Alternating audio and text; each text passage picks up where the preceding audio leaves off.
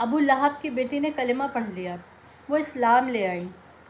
اب وہ جہاں سے گزرتیں تو لوگ ان کو دیکھ دیکھ کر سورہ لہب کی تلاوت کرتے۔ سورہ لہب پڑھنے میں ثواب ہے نا، اور کوئی کسی کو پڑھنے کا منع نہیں کر سکتا۔ اب وہ آ کر حضور علیہ السلام کی بارگاہ میں رونے لگیں اور کہنے لگیں کہ سونیا، وہ کافر تھا یا مسلمان؟ وہ تو میرا باپ تھا نا۔ حضور، جب میں گزرتی ہوں تو بیویاں مجھے دیکھ دیکھ کے سورہ لہب پڑھتی ہیں۔ حضور، مجھے تکلیف ہوتی ہے۔ اب وہ کافر تھا یا مسلمان؟ وہ میرا باپ تھا۔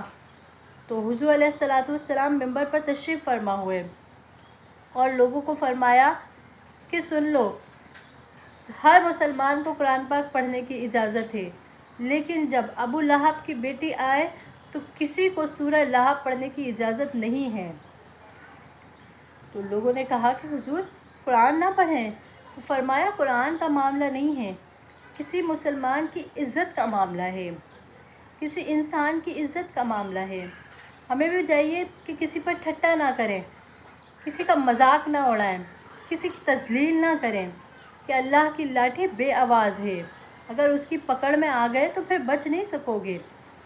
آج ہم کتنی آسانی سے ایک دوسرے کو اس کی جو ہے وہ والدین کا یا بچوں کو ماں باپ کا طعنے دے رہے ہوتے ہیں، اور ہمیں ان باتوں کا احساس ہی نہیں ہوتا، کیونکہ ہم دینی تعلیمات سے بہت دور ہیں۔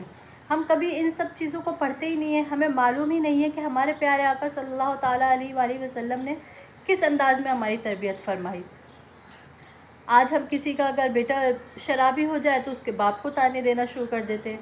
یار، کبھی اس باپ کے دل سے پوچھو نا جس کا بیٹا شرابی ہے، کبھی اس بیٹے کے دل سے پوچھو نا جس کا باپ شرابی ہے، وہ ویسے ہی کتنی تکلیف میں ہے۔ تو ہمارا تو کام ہے کہ ہم کسی کی تکلیف کو کم کریں، تو مزید ہم اس کی تکلیفوں کو بڑھا دیتے ہیں اس طرح کی باتیں کر کے۔ تو خدارا ان باتوں کا خیال رکھا کریں، کسی کی عزت نفس کا خیال رکھا کریں، کسی کی تذلیل نہ کیا کریں، کہ رب کریم کی لاٹھی بڑی بے آواز ہے، اگر اس کی گرفت میں آ گئے تو پھر بچ نہیں سکو گے۔ اللہ تبارک و تعالیٰ سے دعا ہے کہ وہ ہمیں دین کی تعلیمات کو صحیح طور پر سمجھنے کی اور ان پر عمل کرنے کی توفیق عطا فرمائے۔